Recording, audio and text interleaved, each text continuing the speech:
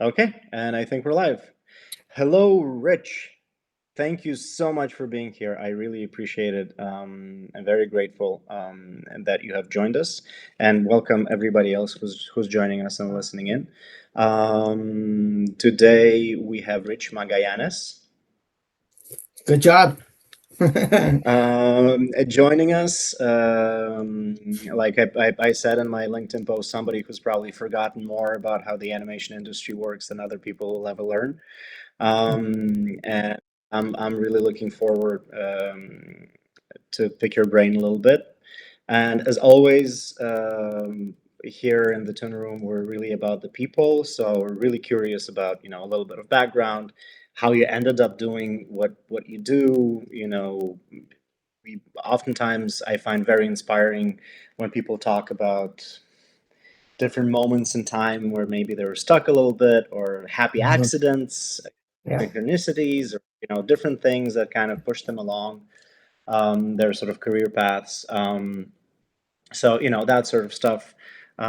So as I tell everybody, go as far back as you're comfortable with, hmm and maybe tell us a little bit about kind of your story.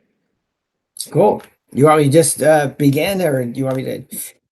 I'll just start, I guess, back when I was 4 years old. Yeah, so it all but first, started at I 19. yeah. Yeah.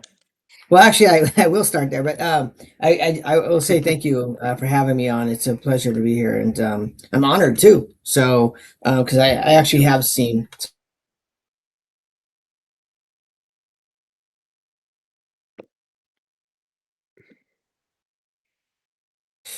Hello. Hmm. Hello. I lost you there for a second. Okay, I think you're back now. I think.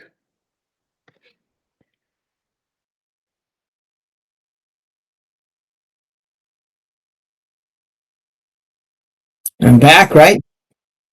Yes, you are. There's two of you, but the other one is frozen, so I don't think he'll bother us too much. Let me see. Maybe I can get rid of that guy. Enter full screen. There's no X on it. Anyway, I like to watch myself. Um, but anyway, maybe you can It's edit. fine. It's Maybe, fine. maybe oh, Oh, there it okay, he's goes. gone now. Okay, Yeah. okay, Hopefully you can edit that part out. Anyway, so I am no happy to be worries. here. Thank you for having me because I watched some of your other podcasts with some of my other colleagues and so forth, and I find it refreshing, and it's just it's an exciting time right now. But yeah, to talk about like how I got into this industry and where I come from, my background, all that stuff. This is something that I'm accepting more in my life. To be honest with you, I didn't talk a lot about Yeah. this for a long time, and then also there's a lot of people, even best friends, who know little pieces of this or with that, but then some people don't know other things. And actually, at my Yeah. event, Animated You, I wrote this keynote speech, which was different for me in the fact that it was a different type of speech. It was about my upbringing. And the reason I started Right. talking about it is because I like to give people some inspiration and some motivation. And it goes Yeah. back to when I was at Nickelodeon and I would speak to underprivileged kids, and usually it's a Latino crowd, and I started Hmm. doing that early on, and I started to realize I grew up all alone. I come from a family of five boys. I'm the youngest of five boys, but we were all, doing our own thing to survive the time. And Yeah. I'll get a little more into that, but very humble beginnings. And everyone has their own story and so forth. But I always say I grew up in a big family, but all alone. So my speech Right. is coincidentally called "It's on Me." And so it was always on me to, to figure it out, to survive, to finish, to whatever.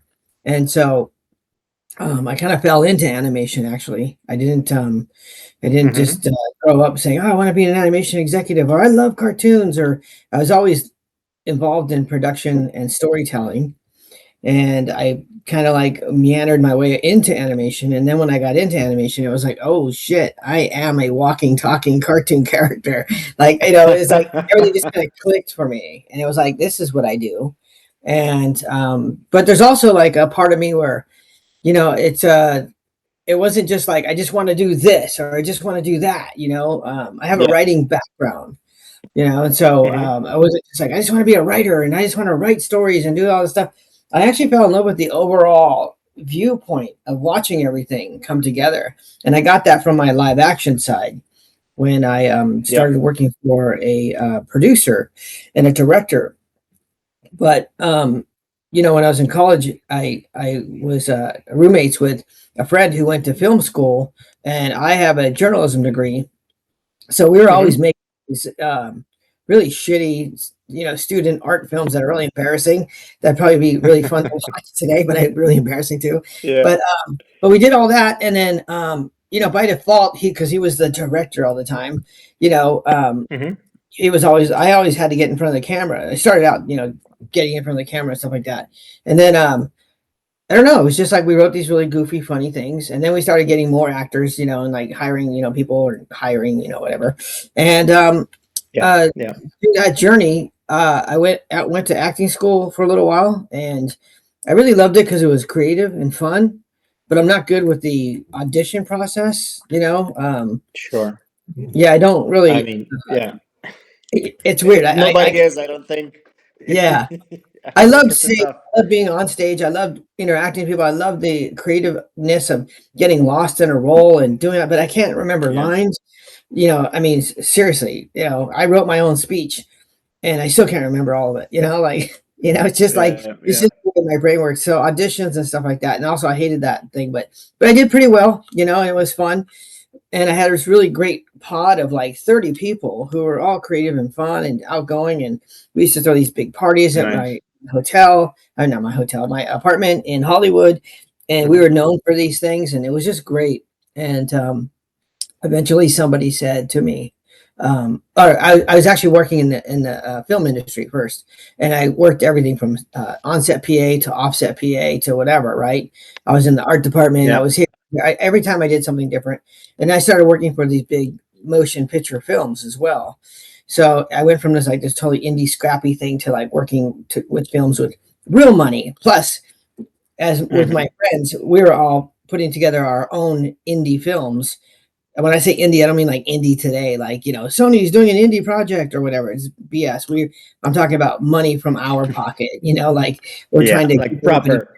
Yeah, exactly. Yeah. Yeah. So anyway, I ended up with this director, and he was an Emmy winning, award winning this director. To me, he was like a god, and he took me behind Yeah. every closed door. Business. Nice. We did scouting, location scouting. First reads with the actors, like anything and everything. That scared the shit out of me. And I remember, one time I said, "I don't want to be in this room. I don't want to be in this room because I don't understand what's going on." And he said, "You're going to be quiet. You're going to sit there and you're going to listen." And I was like, "Oh, okay." So, anyway, he really took me under his wing. And the bottom line was I got to see the script to the breakdown of the casting, Yeah. locations, and then going out to I lived in Iowa for I think 3 months, which I'm Southern California, born and raised, and grew up, with no money, so I wasn't really educated outside of the rest of the world, and so Yeah. we went to Iowa and lived there for the duration of the film, from scouting location to pre to production to post. Hmm. And it was fun. It was an Amish film. We burned down barns and we moved people out of their houses. It was just crazy, but I got to meet so many people, and I met another producer there too, who was also a pretty much bigwig. And I was hanging out with these two guys, the director and the producer, and it was an amazing journey for me. But I got to see the script from beginning all the way to end, and then realized once we were done making the film and editing the film and it was ready to go, it was giving birth to a whole nother process now, which was the marketing, the promotion, Yeah. all that stuff. And Yeah. it was wild to Yeah. me. And so I suddenly lost my acting bug. And Hmm. because I loved that process of getting deep in the creative, and the whole process was creative. But then out of nowhere, I was still in acting school, and this person said to me, "Hey, I hear you work in production, and hey, I hear you're a writer. You have a writing background, and people like you, and you work hard, and blah blah blah. And I needed an assistant over here to help me." And so I said, sure, because I was getting tired of the live action movie industry. You bounce around quite a bit and you disappear from the world Yes. for like 3 to 4 months. And so it's exhausting. But I went to Nick, and that's when I started doing cartoons, and it was amazing. That's when I had that moment of like, wow, I am a walking, talking cartoon character, and like animation. I love the idea. You can kick somebody in the ass and they can fly up and hit the moon, bounce off of it, hit the ground and get up and walk Yeah, away. yeah, yeah, Like this is my yeah. cartoony brain. And so it was just like, I was like, wow, this was fun. And also, back in the day, this is totally showing my age here, but dad, this was the beginning of like SpongeBob and like Fairly Mhm. Odd Parents. So I was on all those shows, the very beginning of SpongeBob, the very beginning of Fairly Odd Parents. Oh, nice. Yeah, Yeah, Teenage Robot, like Chalk Zone, all these shows, and so wow. um and I was just working away, and when you're there, I had no confidence, like in myself about moving up or even a direction of where I wanted to go. And but when you do something good and you're working like hard at it and you love it and you have passion and dedication for it, you're gonna move up. You're gonna go places, whether it's exactly where you want to Yeah, go or you don't know. But yeah, yeah. if you told me, hey, one day you're going to be senior vice president of this, current series production, I would have been like, get out of here. Are you crazy? Like, but every step I went up, it was like, oh, now I'm a coordinator, like Yeah. now I'm a manager, and I was like, don't touch me, like, do you know who I am? Manager Rich, like I wasn't really cocky about it. I was actually very humble, but you start to Yeah. feel like, oh, okay. And even not until I probably became vice president did I start to realize, oh wow, I can keep going, And then Mm, it's just weird once you become senior vice president. I was getting pulled away. I was always in the trenches with all my shows, like right. creatively involved, and I was getting pulled and pulled and pulled away to a point where it was just in meetings, like bigger networky meetings, and I didn't like it Yeah. because it wasn't fun anymore, and it was all like I just became everybody's dad. It was like all my executives under me. I would literally walk down the hall, like get in the morning, walk down the hall, and they'd be like, "Hey, Rich," I'd be like, "No, no, not now," and I just run to my office and slam the door and be like, "Oh my god, here we go, welcome to Tuesday," and like it Yeah. was just I was problem solver. And they were like, I'm having this Right. problem because Alex doesn't want us to do this and blah, blah, blah. I'm like, well, it's his show. You should, work with him on it and try to get him to see the why you need this and why we can't do that. And then other people, you're just like, no, that's fucking outrageous. Like they can't do that. That's totally wrong. We got to air this, we can't just, so, yeah, you become problem solver, but you also learn how to work with people, different, I worked with so many different creators, and you start to realize I'm a bit of a chameleon in terms of not Hmm. being fake and phony, but learning how to speak Adapting. to you. Yeah, but Mm, you have to hear my message, and that's the trick. That's like the success. If I can get you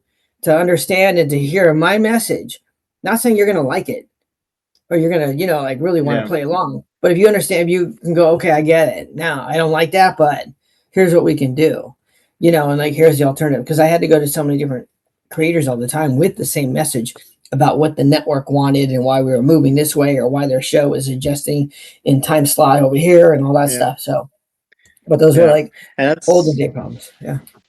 yeah. And that's I mean, that is a very valuable skill to have because you're working with all these different people and they all function in different ways, right? Especially people that are creative, they're making the thing. Yeah. Uh, they think in different ways, function different personalities, temperaments, and so on. And so it could be daunting for somebody in that position to go, oh, okay, man, how do I, Yeah. speak all these different languages and tune into all these different kind of frequencies with all these different people and kind of get them to move forward with whatever it is that needs to be done. So, Especially when so yeah, they're so passionate about it. It's not just the creators, it's yeah, it's the crew, it's everybody. You have mm, highly passionate, character designers and storyboard artists and directors, and everybody's, yeah, and after a while it's like you start to go, oh, I'm kind of like got to rile everybody together, even though it's, it's that person's show, or that person's the showrunner, that person's the EP. But as a network executive, I had to come in and also be like, well, I'm here to help too. I'm not here to fight anybody. I'm here to help make the best possible show Yeah. possible. And some people, you definitely have some people who don't get along. They don't want to hear this. And then also, you know, but for the most part, the challenge is to get everybody on the same page and to get a well-oiled machine running so everybody is having fun. And that's like one of the big lines I always say, is that if I'm not having fun, I don't want to do it anymore. And that's kind of what Right. happened to Nick. It got to a point where I'm like, Yeah. I'm not having fun anymore. I'm just a problem solver. I'm not being creative. This is killing me. And you're making more money. You got bigger titles. The office is better. But are you happy? And you start to have those kind of like fleeting thoughts in the back of your brain. And I remember I came home one day and I was saying to my wife, I said, God, I was doing the dishes and I just stopped and I said, I'm just not happy anymore.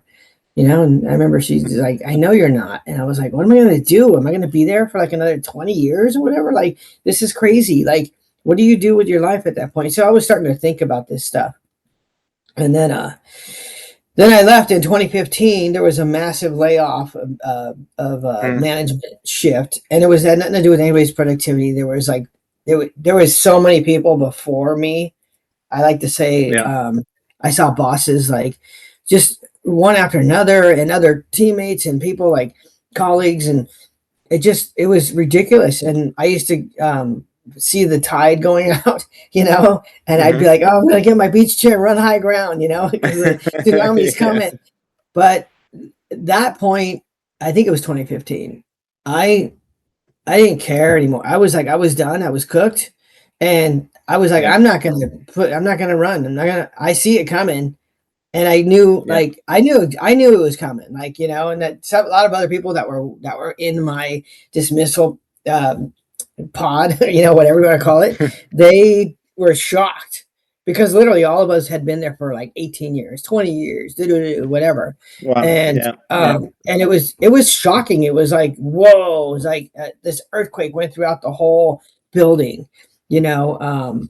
And but I just decided I was gonna not grab my beach chair and run high ground. Yeah. I actually put up an umbrella. It was like sitting there. Yeah. I'm like, It here it was comes. a welcome. Yeah. A welcome release for you. Yeah, and it was, and I actually, I was going, like I was only out of work like 2 months, and then I was like, I got another job like right away. I actually had four offers, and I was running around. Basically, it happened on a Friday. By Monday, I Hmm. was in a cafe having breakfast with somebody. Then I was having lunch, and then it turned into like happy hour, and then it turned into, and it just kept going, going, going. And my wife said to me, she said, "I see you less now. You don't have a job than when you did," because I kept calling every Yes, you're night. meeting all these people.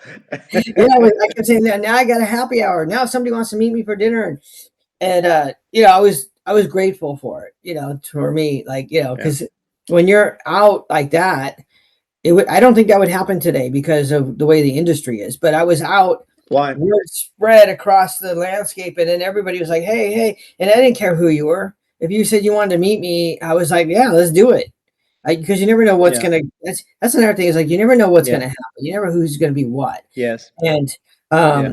you have to be open, and you have to be able to flow with whatever pulls you in the right direction, and or even if it's just a direction you're not sure about it, you have to be able Yeah. to be available to that.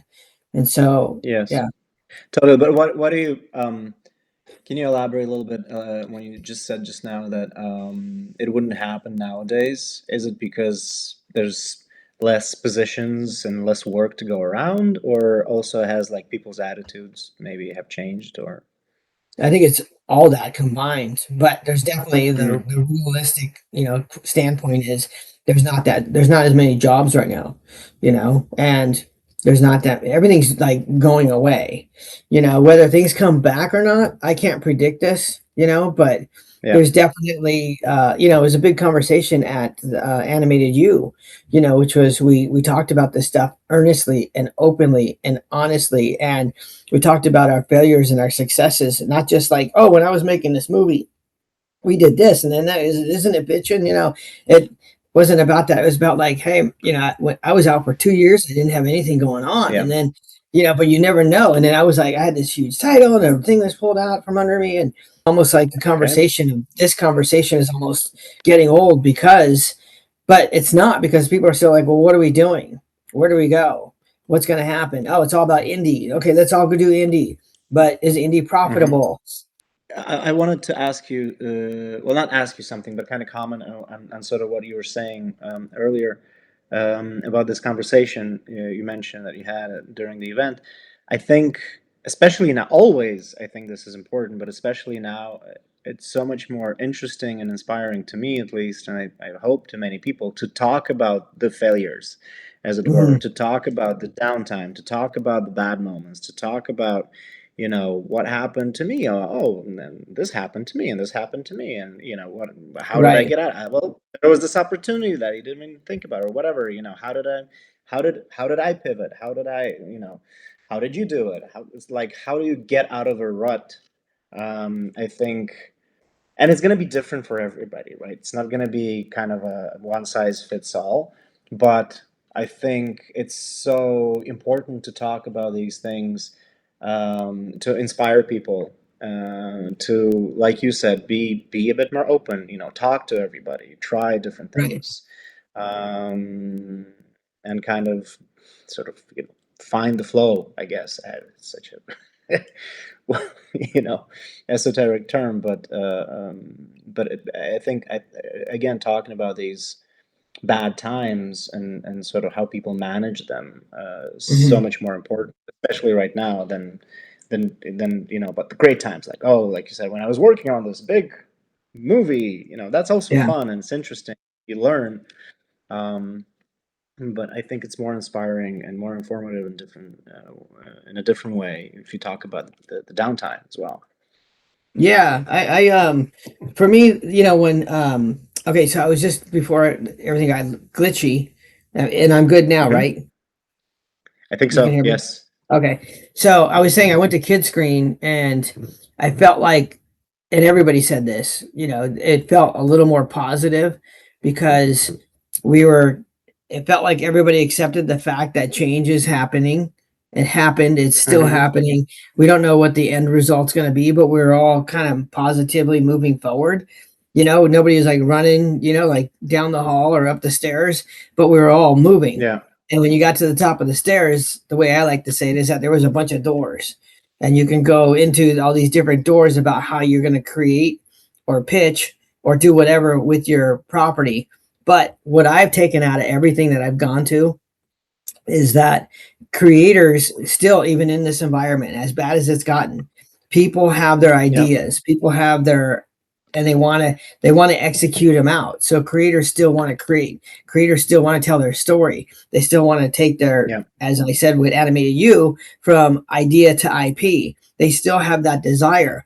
And that's what I wanted to say to people, is like, don't stop doing that. That was the whole beginning process of animated you, was like, say, hey man, we can still work on these things, you can still have opportunity come down. It depends on how you want to execute it out. You have options, and you can't just think about going to the biggest streamer to pitch, or to, like Nickelodeon, now that they've imploded or whatever. It's like everything's different. Yeah. So there's different ways of thinking about it. But yeah, I think starting with, the challenges of where you've been and where you come from, and all that stuff, and acknowledging it. That's why I talk about, my speech was, as I said earlier, it's on me, Yeah. because I talk about, when I was a kid, the youngest of five boys, no sisters, and my parents divorced when I was, I don't know, 3 or 4. I honestly don't know. Mm. And one of the things for me was that I never had a memory of my dad ever being in the house and living with us, except Oh. for the day he sat us all down on the couch. And I remember it perfectly. It was a U-shaped couch, and he sat facing us, and we all sat there. And I sat next to my mom, and my other brothers sat on the other sides. And he told us he was leaving. And it was like, uh, I was too young. I didn't know what was going on. I was just Yeah. confused. But they all started crying, and they all like went to him. and we're hugging him. And I thought, how come nobody's hugging mom? So I didn't move, from my mom. I just sat there next to her. But he left, and then what came after that was complete chaos, instability, poverty, Sure. welfare, Yeah. food stamps, and so we I don't think we saw him for a few years, except for like he came back a couple times here and there, like to go on camping trips and stuff like that. But he definitely left for a couple years where we didn't see him. And then when he came back to make the transfer from my mom to him, um, it was because we lost the house. I don't know what would have happened. He had not done that, but we moved in with him, and then he was living with another lady, and I don't think she was our step. I don't know, because this is what I'm saying is it happened. There's a point to this, so just follow me here. But No, no, no, go ahead. yeah. No worries. So we moved out of the home that I was born into, right? And that whole situation, that door closed. That was just over. Yeah. And then we move into this new house with this new woman and her kids, and that doesn't work out, of course. Like 5 boys and 2, I don't know how many other kids there were, and Yeah. so we had to get out of there. And then so that door closes, and then we go to another new school and another new area and another new this and another new that, and new rules, new friends, new enemies. I'm dropped into schools, like in the middle of the year after they started and toward the end of the year. By the time I was 10 years old, I went to 5 different elementary schools and Wow. another 2 junior high schools. And so I lost my confidence. I was like completely like, I was always an outsider. I was bullied. I was, very tiny, and so I was an instant target for a lot of kids. And that phrase, "it's on me," kept coming back to me. It's on me to survive, because nobody was going to come help me. Nobody was going to come save me. Change was consistent and uncontrollable, and so many closed doors over and over and over again. So I learned how to survive and keep myself going, because that's the whole thing. It was really on me. And then when I went to high school, I told my dad, I said, I don't care who you marry, I don't care where you move, I'm going to the same high school for 4 years, the same high school. And I did, but Yeah. barely, because I had to call my mom at one point and say, can you move back into the school district? Dad's making another jump. So we did that. And then, so I did go to the same high school for 4 years. And then graduation was like another one of those situations where it was, I gave this speech at Animated You, and it hit me because I was talking about this openly, probably for the first time in front of all these people. But and it just, something really got to me. It was emotional. I was just like, what's Mm-hmm. happening right now? I'm on stage, I got a microphone, and I'm like having a breakdown moment. Like, I didn't start sobbing, but it was like I had to stop and turn my back and get my breath. And Yeah. because it was so hard, growing up. Like, I didn't know when graduation came along for high school, what I was going to do. I literally, like, most kids don't feel this way, but I felt I was being shoved out the door. But this time it was a Yeah. big door, because it was the world out there, and I had no idea what I was going to do. I didn't take the SATs. I didn't have anybody talk to me about plans, nothing. And so, again, it was another closed door. And then that phrase, I like to, it's on me, came back to me to figure it out this time. So I had to figure it out. And so I decided to go extend my education.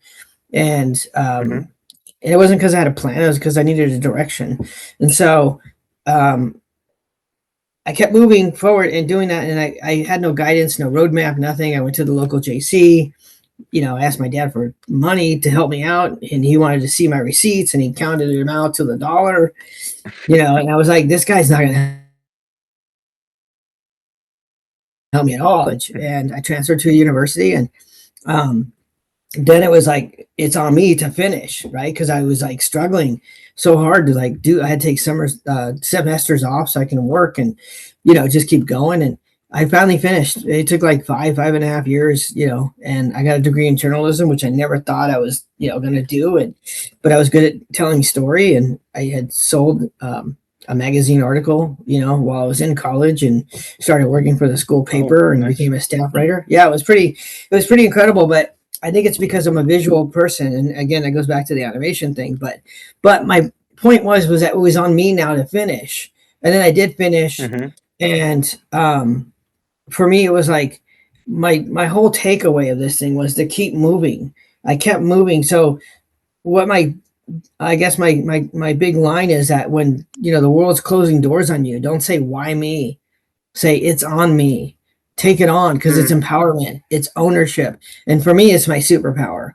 That's really what transformed me. Like I Yeah, really became something only because I never had anybody help me. And, I love listening to yeah, other motivational speakers like David Goggins. I don't know if you know who that is, but that yeah. guy's, I know. Yeah, yeah, he's yeah. pretty He's nice. a beast. Yeah. I was listening to him this morning. I got up at 5:30 this morning and went for a jog. And Yeah. it's what, he's like, I just listen to that stuff and I absorb it. And that's all he was Hmm. talking about this morning. Like he came from this really horrible background, worse, way worse than, my story. Everybody has a bad story. We've all overcome things that maybe people don't know about, or maybe people do. It doesn't matter.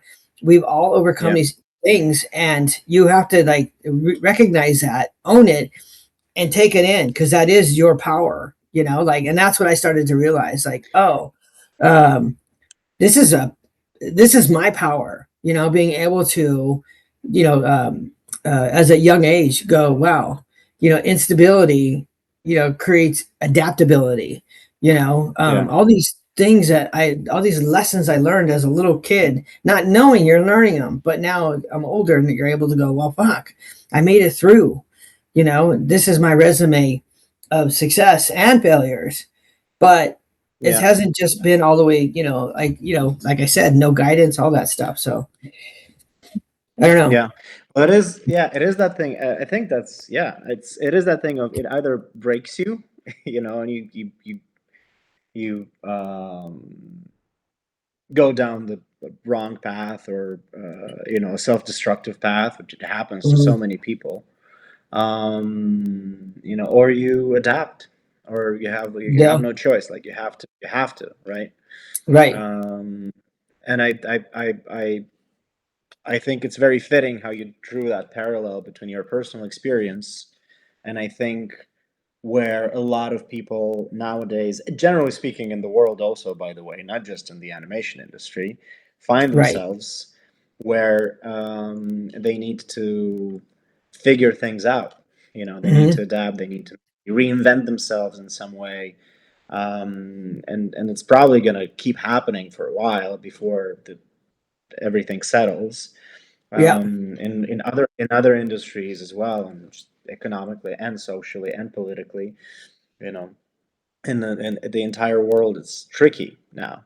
So I think it is a superpower for sure, Yeah. and I think it's that superpower lies within us all, and it's just a Hmm. matter of making that decision, like you have, like, okay, I'm just gonna use that. I'm just gonna figure it out. I'm just gonna adapt. I'm just gonna Yeah. um, flip the shift the paradigm, as it were. Like you said, not why me, but it's on me. Yeah. Let's see what we can do here. Yeah. So I think that's very, very, very powerful. So let's go back a step. So after Nick, the tsunami came, washed you off the beach. You were talking to people. Yeah. You were exploring opportunities. So where did that take you after? It took me to, I like to say, it took me to Puerto Rico. I was doing work in Puerto Rico for a while, like off and on through Nick, because I had one of the founders of the Nick Writing Fellowship Program. And so they don't call it that anymore. And it actually doesn't exist Mhm. anymore anyway. So it was the Nick Writing Program.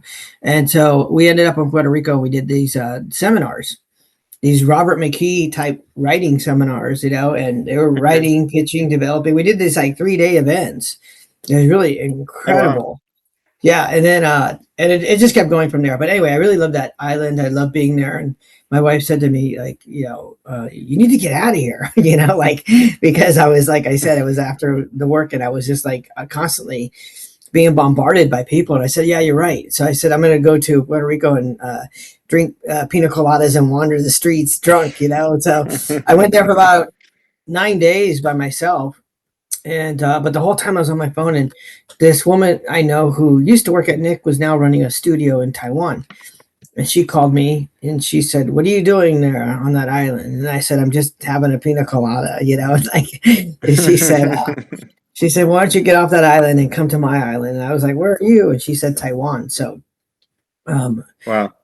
I came home on Monday and told my wife I'm going to Taiwan on Friday, and she's like, "What?" I was like, "I know, it's crazy."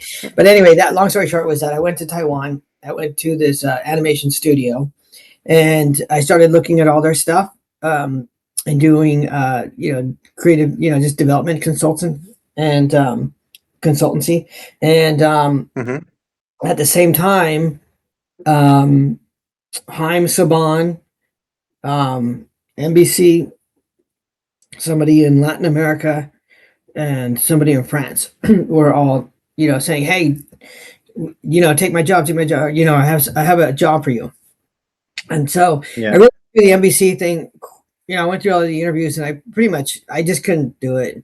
Honestly, I felt like I had the job, but I couldn't take it because it was like I just Is it gotta. too Yeah, similar to what you were going through at Nick, and it was just yeah, kind of swapping one thing for another? yeah, it was completely. What's funny? I went through the last interview, and I'm telling. It was like I was done. I had it. I was like I had this job in my hands, right? But I was like, I'm gonna walk the floor. And if somebody goes, "Can I help you?" or "What are you doing?" or whatever, I'll just say I'm lost. I couldn't find the bathroom or something. So I did. I I walked love the that. Yeah. yeah. So I walked Yeah. the whole floor, and I was walking around. I was there probably about half an hour walking around, and just looking at people and watching what everyone's so I stop and watch interaction of people, whatever. And it was. Yeah. I swear to God, it was that moment. I was like, "Oh my God, I cannot do this. I'm not doing this." I got in the elevator, went down, and was like, There's no way." But then Haim was calling me, Haim Saban, and he Hmm. was like calling me on my cell phone, like him himself. And I was like, "What is he like calling me? Like, doesn't he have people? This is a Yeah. multi-billionaire, Anyway, he was like, "Why are you taking my job? Why are you pontificating? You're pondering. And I was like, "Hold on a second, sir." I was like, um, "I got 4 or 5 other people offer me jobs right now. I need to make a decision. But if you get me 110%, like 110, because that's just the way I am." And I was like, "But don't you want me to make that decision before I say yes to you?" And then he was like, "I like the way you think. Come to my house tomorrow morning. We're gonna have cappuccino." And I was like, "What?" So I I did all that, and then I ended up working with him, and just long story short with that, and it was like one of the most intense but incredible jobs I ever had. Mm. I took it because he wanted to kind of rebrand himself and kind of move the lever up. He wanted to level up, and Yeah. I thought, "Oh, this is cool. Like, I want to do that. I want to work Wild Wild West, and Yeah. get in there, something scrappy, and turn it around and blah, blah, blah." Well, it was Yeah. Wild Wild West, and he Sounds like was a fun intense. challenge. Yeah, it was certainly a challenge, but all of a sudden, I was like, I was selling and buying, which I didn't do at Nick. I went to Mm. Can, Hmm. which I didn't do at Nick. Like Nick kept saying, "No, you don't need to go because you're not a buyer. You're not a seller." I'm like, "But everybody's there. Like the whole industry is there. Everyone's. Don't you want me to see if I'm in charge of current series and I'm also working in development and I'm overseeing production? Don't you want me to see all this stuff?" And they were. Nick was just funny, they silo you off. You like This is keep your keep it lane, in you your stay in your lane. lane. Yeah. Yeah. And so Saban was like, everything's off. Like I walked in the door and I was like, "Why are you doing it like this, to a project? And can I change this and put that? Can we do new character designs? This is horrible." And he was like, "You're the boss." And I was like, "Wait, what?" Like you don't have to go upstairs and have a meeting for 3 months and then come back and then maybe tell Oh. me no, Yeah. because this is what Nick was like that, and I was like, Yeah. uh it's just corporate, but he was opposite of corporate, and he also was like, "Here are the reins, they're yours." And I was just like, "Wait, are you actually? I can Wow. actually Nice. just steer the horse?" And he was like, "Yeah, go for it." And he was excited to see what I was going to do. So, again, pressure, but creative and Hmm. also very fun to say, "You know what, I'm going to do this." That's how I came up with Rainbow Kitty. That's how I created that show. It wasn't like I wasn't planning on, I'll make my own show, and I literally wasn't, trying to do anything. I was trying to, I had an idea because I saw this little plush at one of the uh, toy make Licensing licensee place. events. Yeah, yeah. And I Yeah. was like, it was like I said, "What is this thing?" And it was just a prototype. And they just said, "Oh, that's a rainbow butterfly unicorn cat." And I was like, "What?"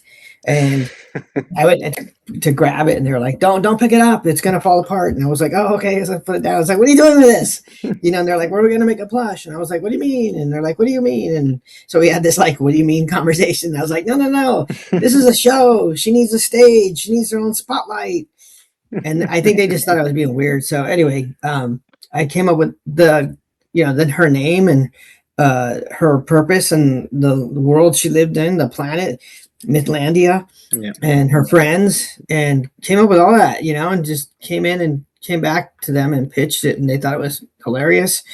And then they said, "Let's make it." And Saban said, "Yeah, okay." So that's how that happened. And just again, being free, being open. But I also wasn't planning on, like, okay, my idea, my whatever, right?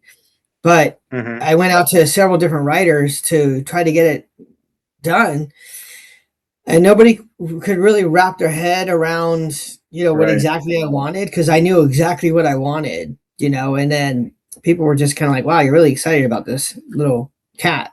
And I was like, and I remember I was sitting at a cafe and I was like, "I am going to make this show," and I only had like a printout, a picture. And but Yeah. that's how dedicated I was. That's how passionate I was about it. But I ended up taking everything away from everybody. And over the weekend, I wrote the Bible in my front room, pacing around my house, going "fuck, fuck," like. Sorry if I'm cussing too much, but um, No worries. yeah. So I ended up writing the Yeah. Bible, and then I was like, and I gave it back to all the different people that I went to and said, "This is what I'm thinking. This is what it Like is, and this this. is." Yeah, and they were like, "Oh, wow," like everybody was just like, "Whoa," So then I was like, "Oh, okay, I got something." And then from Hmm. there, just like just took off. It was just great. So, um, yeah, I got to finally got Mark Palmer on board to help me with the development, and he's an amazing dude. And then, yeah, and then we went into production, and so I don't know, it was all fun, man. Just I love doing that, and that's what I decided. That's what I wanted to do. Was no more executive stuff. I wanted to jump off that executive surfboard and swim out into the ocean and create Yeah. my own shows and run my own shows. And suddenly I was like out there in the ocean going, "Wait, where's my lifeboat? Where's my," like you get a little lost in the beginning, but then I was like, "Okay, now I got this." I started helping people develop out their projects, and started working for an Italian company called Rainbow SPA, where I wrote Pinocchio Hmm. scripts, which is wild. I still think about that. I'm like, whoever knew I was going to write Pinocchio? But I was writing Pinocchio for them, uh, and then I started editing some of their other shows, and then they brought me a preschool show, and they were like, "What'd you do with this?" And gave my thoughts, and then they just kind of like, "Will you just run it?" And I said, "Sure." It was great. So that was all during COVID. So the only bummer part was I never got to go to Italy. I did it all Never got online. to. Yeah. Yeah, Yeah. but it was cool. I mean, there's something interesting about running a show, an international show, online. Like everything's Hmm. done online. Trello was like the board, and so I could go Yeah. watch an animatic and then give all my notes and send it off, and then I could listen to music. And the composer I could talk to, because he was actually in New York, so I would call him and say, "Hey, like we want more drama here. Like make this sillier or whatever." Uh, Yeah. Character designs, scripts, all that stuff. It was really cool, and I really enjoyed that process. But then anyway, you just keep bouncing around, and then that's right after that. I was doing the same thing, creating my own shows. Yeah, during all that, creating shows and pitching and stuff like that. But it's all Zoom. It's all weird. I hate pitching Yeah. on Zoom. You don't know what people are doing. You don't know what they're really paying attention to. You don't really, especially if you're trying to like gain their really like get their attention. Get And them yeah, into the world, into what you're yeah. So laying down. Yeah. yeah, Yeah. I know. I don't know if I I answered know your exactly question what or you not. mean. Did you have a question? I can't remember what you had. Hmm. It's fine. Yeah. You said this was Let's informal. let's let Yeah. Yeah. Let's just say let's just say there was no question. Yeah. But I relate to that. I mean, I've worked on,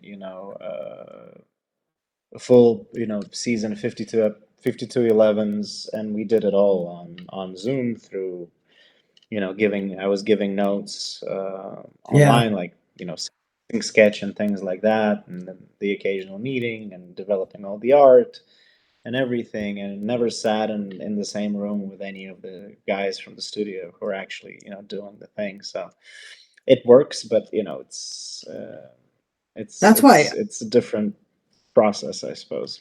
it's so different, and I like being in the room. I like that's why, like when I did animated you, that's why people come ask me, "Are you going to live stream it?" I was like, "No, everyone has to be in the room." Like Yeah.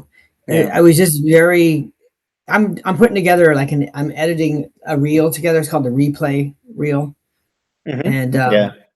that's going to be, something that people can purchase. But it's not like I wanted everyone in the room to network, to be social, to just to me, it's important that everybody's in the same room. Yeah. I missed it at Right. Nick too when I went back with Dora, and it was just like a skeleton of a place. Like this wasn't the same place I grew up. It was weird. It was just like wow, depressing.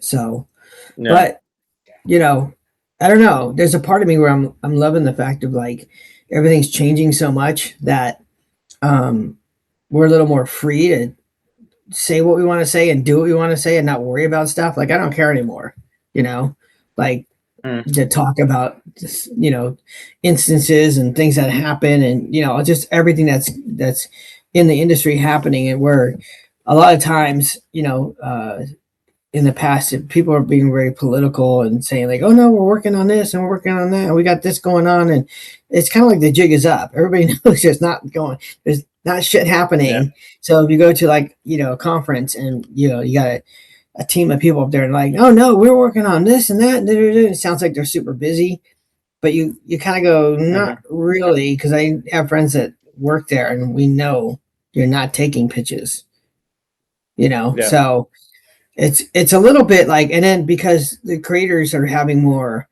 ownership, being a creator driven industry right now, you know Hmm. um and again, whether that means it's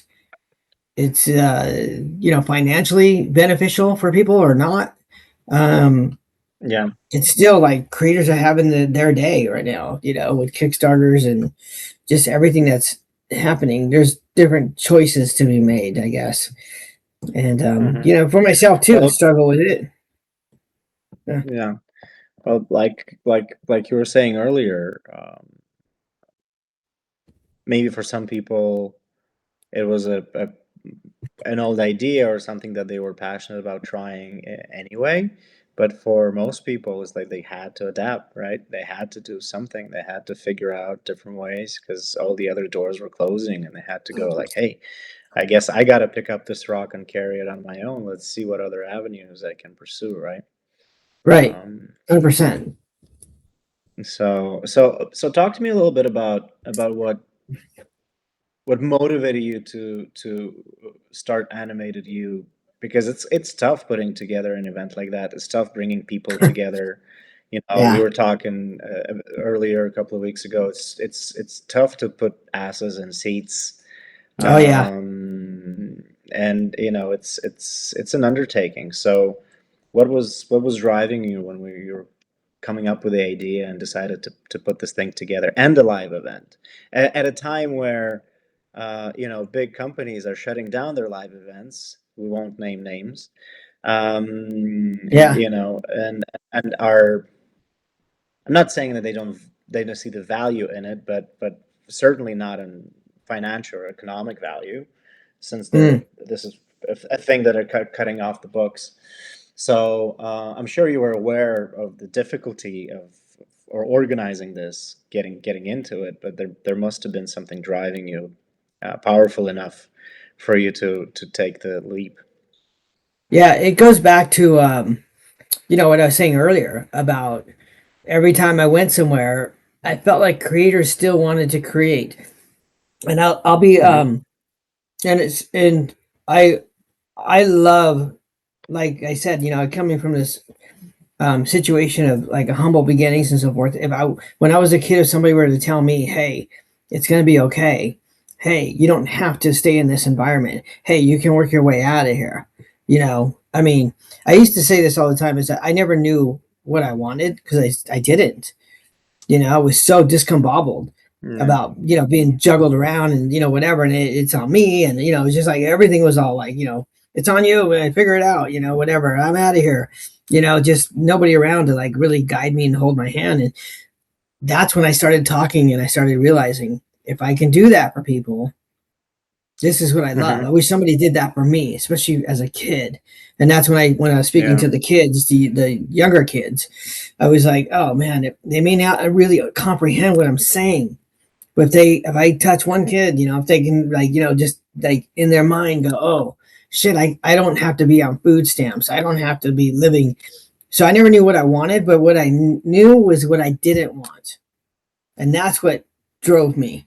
I knew I never wanted to be back over there. I knew I wasn't going to be over there.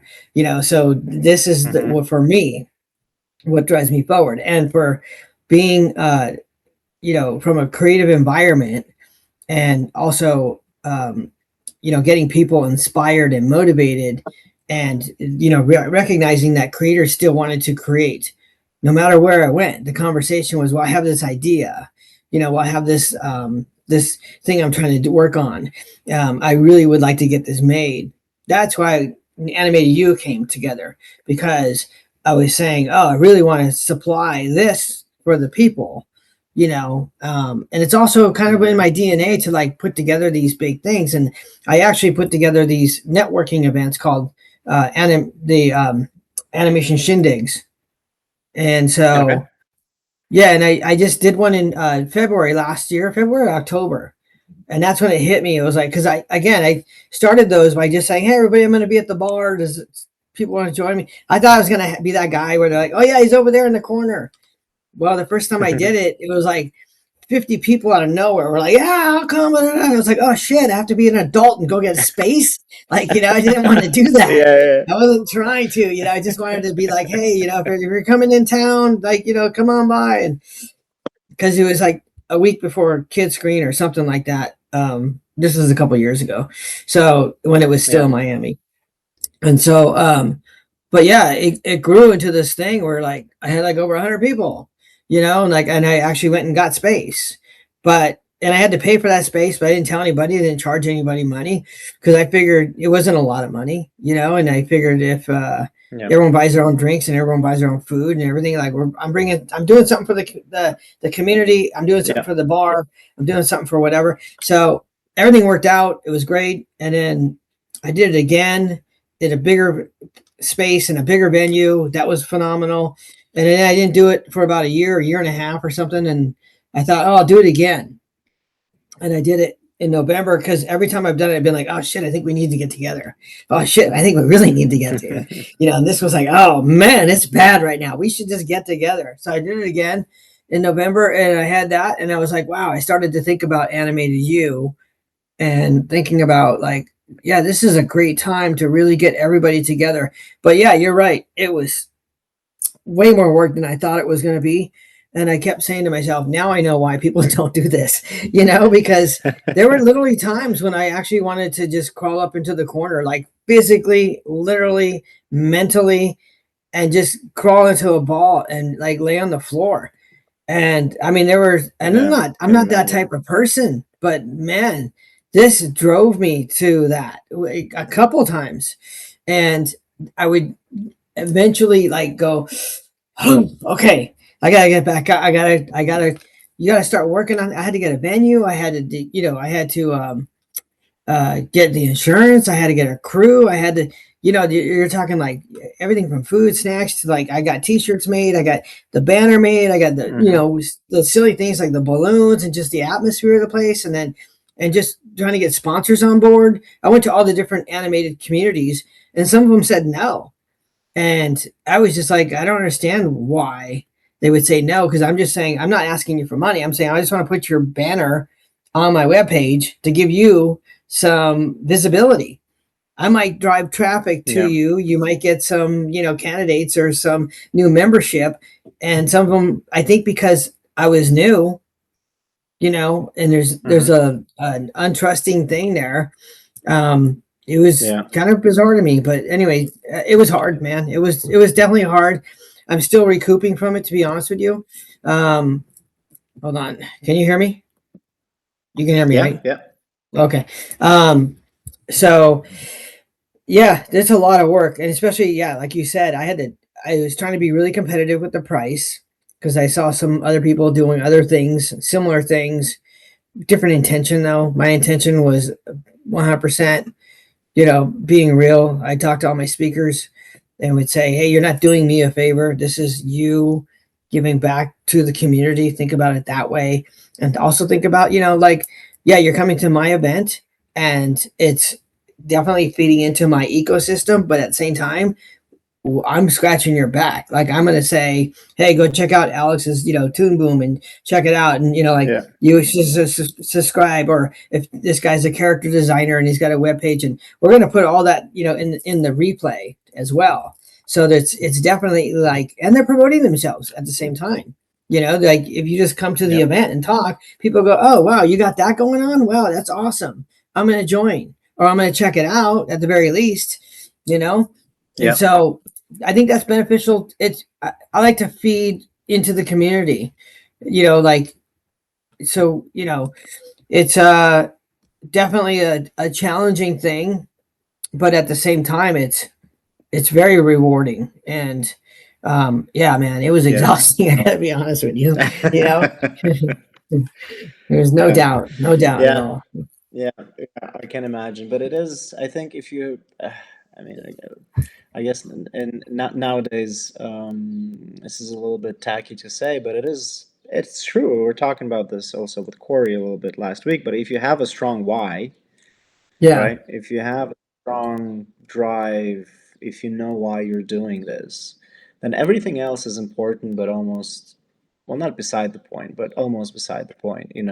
How much you charge for it, what are your relationships with the speakers and Yeah. everybody else, as long as you have the clear pitch of why you're doing the event and so on. And in terms of the community of communities, I think we just need all collectively to abandon this concept, whether it's spoken or unspoken, of competition. Like we're competing in some way. Like if you're Mhm. taking attention away from my thing, or whatever it is, I may lose something, or like we're all in this together. And my thought when I started this, I've been working on this particular community on the Toon Room for about 9 months or something like that. Mhm. And there's other communities, and there's other big communities, um, but none of them are going to be function or be structured the way I feel I want to structure this one, right? So Right. there's storytelling to this. That you create a certain environment and you have certain things that you focus on specifically, right? So in my mind, like the more communities, the better. Big ones, small ones, they're all very valuable and they all have Mhm. a function.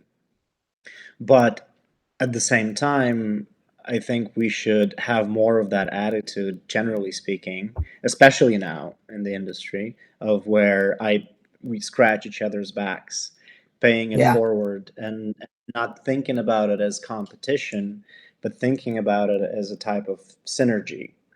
So in some cases, there might be a lot of great, awesome feedback. And like you mentioned, maybe I gain a few members, maybe you gain a few subscriptions or whatever it is, a few asses in the seats. Yeah.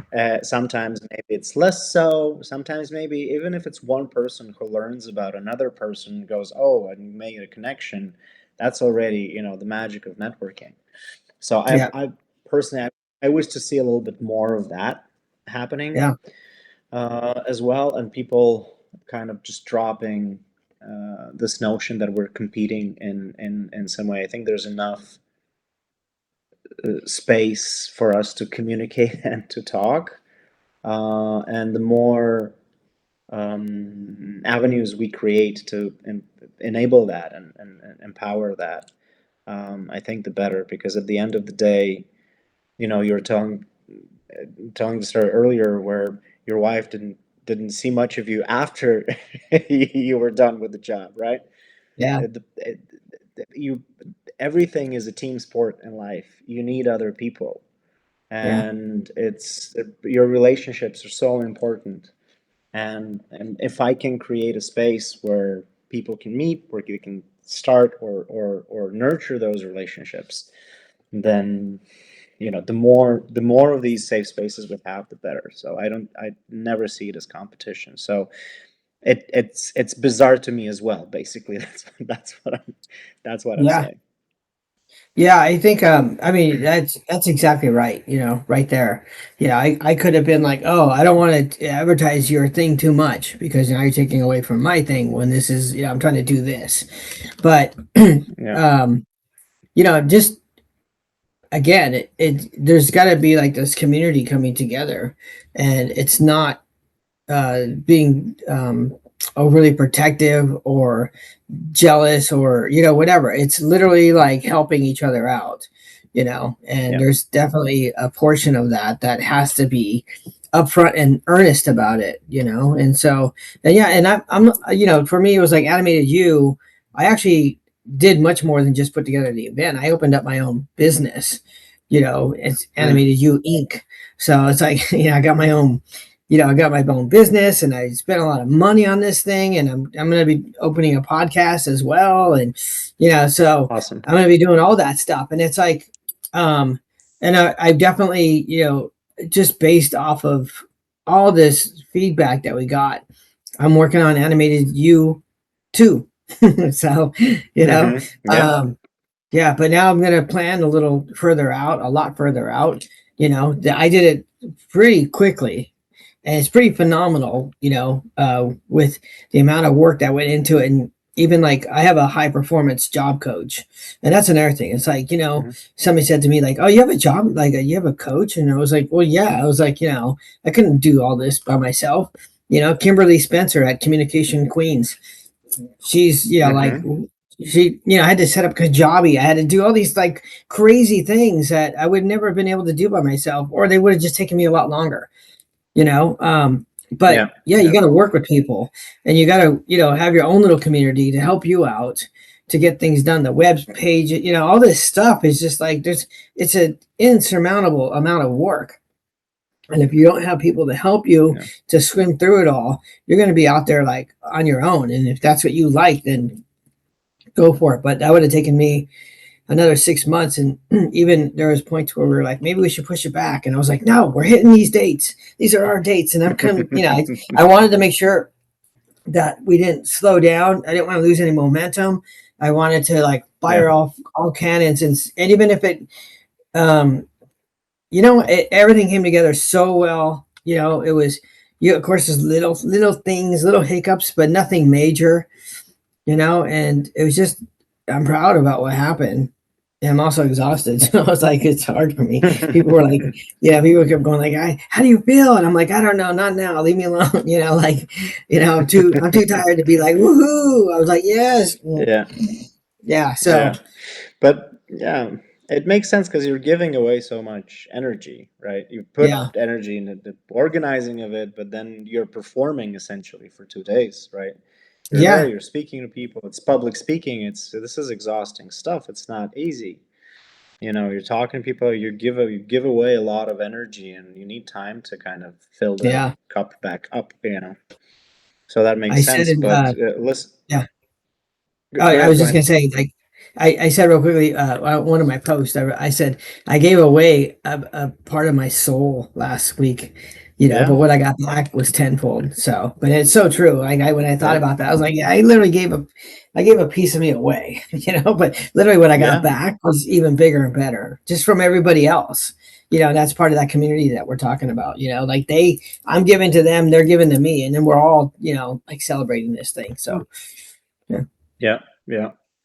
Listen, congrats, and I commend you for doing this, and I think it was great that you kind of like, just let's get this done, because it's like when you Yeah. do an MVP, when you, Yeah. you just got to do it, just do it, and see where it works, where it doesn't work, get the feedback, go home, reiterate, rinse and repeat. Yes. I Yeah. could totally relate to that, or you just want to, you gotta get it out there, you gotta get it done, and then you can continue improving it as you go further. Um, so I'm very excited to see where this goes, and good luck to you with the project and this new business. Yeah, thank you. I need it, but yeah, I'm gonna keep moving. Like I said, it's like I don't know where it's all taking me, but you just gotta take those opportunities. And the crazy thing, the last thing I'll tell you is that a week before the event, I was invited to Spain, the Canary Islands, for there's a Mhm. animation festival out there called if I'm gonna Yeah. butcher the name, but I think it's Quirino, and it's in Hmm. Tenerife. And so it's on the islands, Canary Islands, but it was 1 week. Like literally, I had to fly out there, be there for 4 days, and then fly home. And then I had 1 week. Like I came home on Monday, and Saturday was my event. And I'm like, oh shit! Like Mm-hmm. I got this whole week to like tighten up. Like everything was pretty much like set, but it's never set up until the day you open the There's doors. always It's never something. set. Yes. Yeah. So I was like, "Oh my god, Yeah. what am I doing?" All right. But they offered to bring me out there, put me up, whatever. And it's like this is what I'm saying, like to everybody's like, take those opportunities. I could have easily said, no, I can't. I'm doing my event like 1 week later. Like that Hmm. only gives me the one final week, like 5 days, not even a week. It was like, and I'm going to Yeah. be jet lagged and all that stuff. But no, no, I absolutely am going. I'm going because you invited me. You're giving me this opportunity. I'm taking it.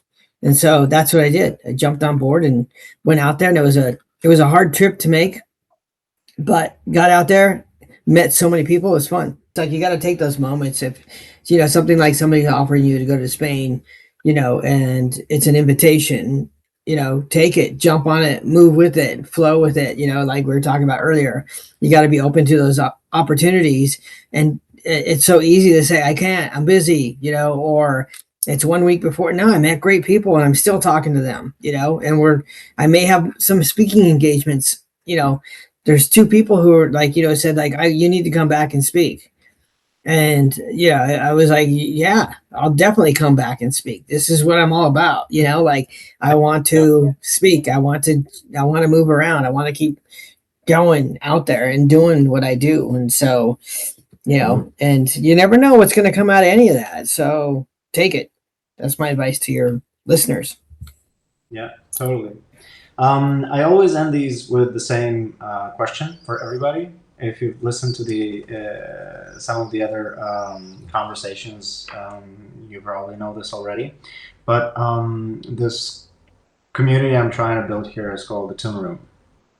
So if you were tasked, let's say, to put a note on the door to the Toon Room, basically, in other words, metaphorically speaking, I suppose, into the industry, into the world of animation, to anybody starting out, or maybe a bit more experienced, and you had to put on something on that note as a welcome note or as a piece of advice, what would that be?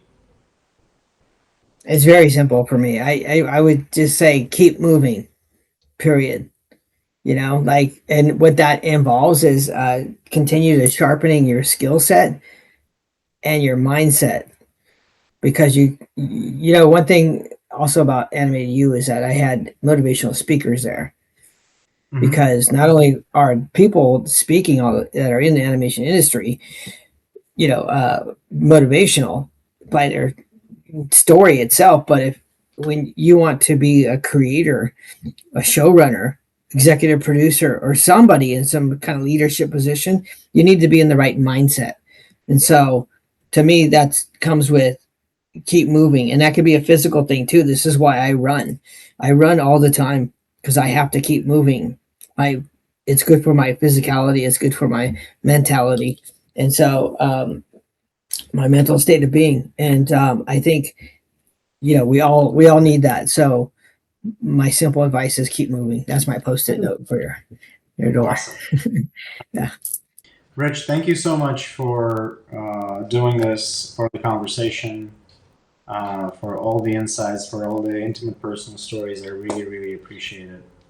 And for all the inspiring words. Oh, my pleasure, man. I'm very happy to be here. I got a thumbs up coming up, and then yeah, and a couple little hearts, and thank you, and yeah, awesome, you guys. I really appreciate it. So anytime, let's continue our conversation in Annecy, or leading up to it, and I'll see you there. Yep. Thank you so much and good luck with everything. All right, guys. Thank you. All right. Everyone have a good Ciao. day, night, whatever it is. Bye.